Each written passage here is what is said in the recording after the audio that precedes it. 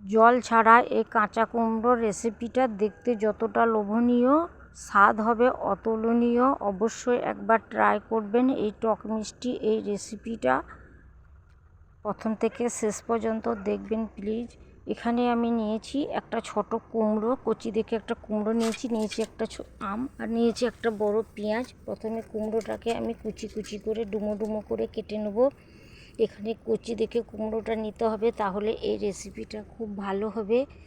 আমি পাতলা পাতলা করে কেটে নিচ্ছি, যেহেতু জল ছাড়া রান্না হবে একটু পাতলা করে কেটে নিতে হবে, তাহলে চটজলদি সেদ্ধটা হয়ে যাবে, মশলাটাও ঢুকবে। ঠিক আমি যেভাবে কাটছি এভাবে কেটে নেবেন। আমি পুরো কুমড়োটা এভাবে কুচি কুচি করে কেটে নিচ্ছি পাতলা পাতলা করে।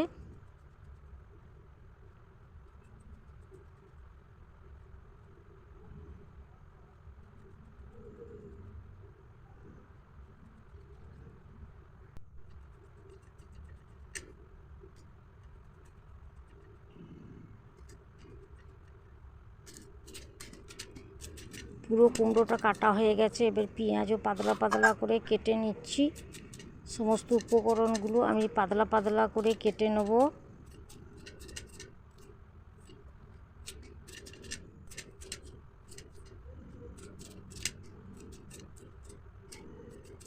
এবার কড়াইয়ের মধ্যে দিয়ে দিচ্ছি পরিমাণ মতো সর্ষের তেল।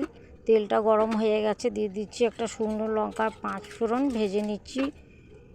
এর মধ্যে দিয়ে দিচ্ছি থেতো করা আদা আর রসুন লাল করে ভেজে নিচ্ছি। আদা ভাজা মুখে পড়লে ভালো লাগবে। এর মধ্যে দিয়ে দিলাম পেঁয়াজটাকে লাল লাল করে উল্টে পাল্টে ভেজে নেব। যতক্ষণ পর্যন্ত লাল ব্রাউন কালার না চলে আসে ততক্ষণ পর্যন্ত এভাবে উল্টে পাল্টে ভেজে নিচ্ছি।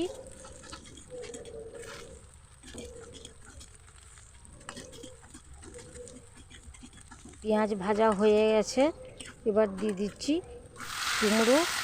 কুমড়োটা একটু মশলার সঙ্গে উল্টে পাল্টে নেড়ে নিচ্ছি। এর মধ্যে দিয়ে দিচ্ছি লঙ্কার গুঁড়ো, হলুদ গুঁড়ো, কাঁচা জিরে ধনের গুঁড়ো, স্বাদ মতো লবণ।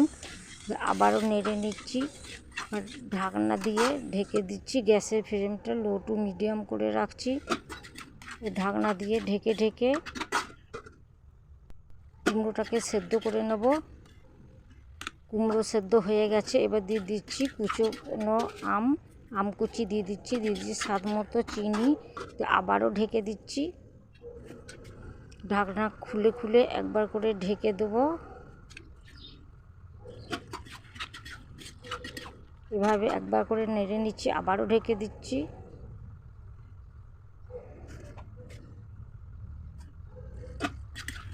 যতক্ষণ পর্যন্ত সেদ্ধ না হয় ততক্ষণ পর্যন্ত একবার করে ঢাকবো আর নেড়ে দেবো।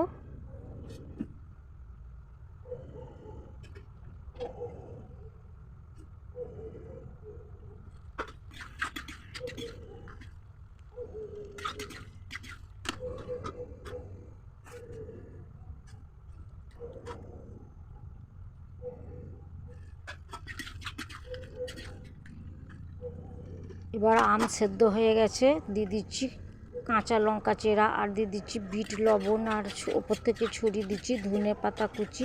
সমস্ত কিছু মাখা মাখা হয়ে গেছে। এবারে ঢাকনা দিয়ে ঢেকে 5 মিনিট দমে রেখে দিচ্ছি।